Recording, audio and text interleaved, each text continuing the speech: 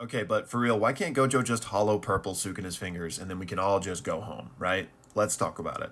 I mean, just look at this destruction, right? This purple that Gojo basically whimsically cast did this much destruction, but you're telling me if he focused, he couldn't take out a few measly fingers with one? And unfortunately, no, he can't. And I believe this misconception comes from the fact that when a lot of people talk about purple, they just talk about it as if it literally deletes anything it touches. However, that's not the case. The manga has never told us that that is how purple works. To boil it down really simply, it's basically just a powerful blast. And the reason we know this is one, when we've seen it, it hasn't just straight up deleted everything it's touched. But two, we also know there are different outputs for Hollow Purple. You know, Gojo can put different amounts of cursed energy into a hollow purple. And if it simply just deleted anything it touched, then it wouldn't matter how much energy you put into it, right? Because a 1% hollow purple that deletes everything, how's 100% going to be any better, right? Because it's still just deleting everything.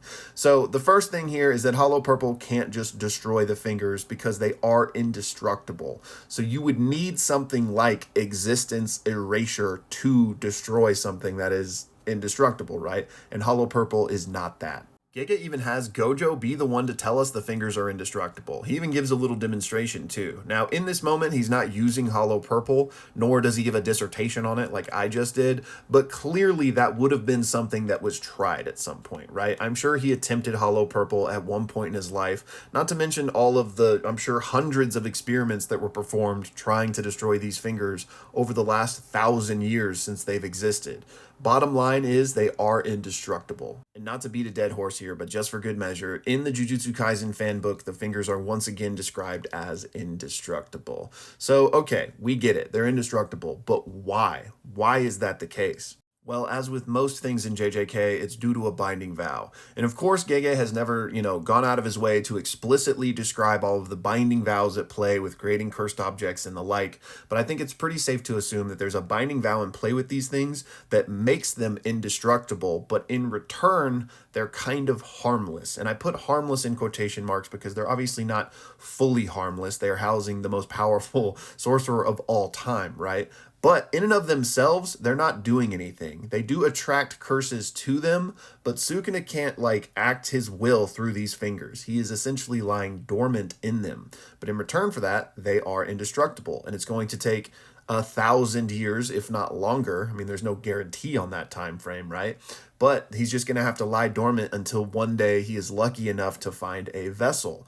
And we know that the fingers will mostly kill anybody that ingests them, and also any cursed spirits that ingest them, Sukuna cannot incarnate in. So really, it's very rare that he can even incarnate. So I think all of that combined, it's like I'm trading indestructibility for, essentially not living anymore, entering a dormant state, and I can't do anything in these fingers. They can't directly harm anyone, and I'm just going to be chilling. So in return for that, you can't destroy these. So that binding vow or something sort of like it is what's at play here. And then, a much simpler answer is that this story wouldn't exist if the fingers could be destroyed, right? So while I do think there are rules at play in universe that make sense for why they can't be destroyed, on some level, it's just the narrative at play here, right? Because, even if you can't destroy them, why couldn't Gojo just use blue to shoot them into the sun? Even if the sun won't destroy them, who's going to go find them over there? So,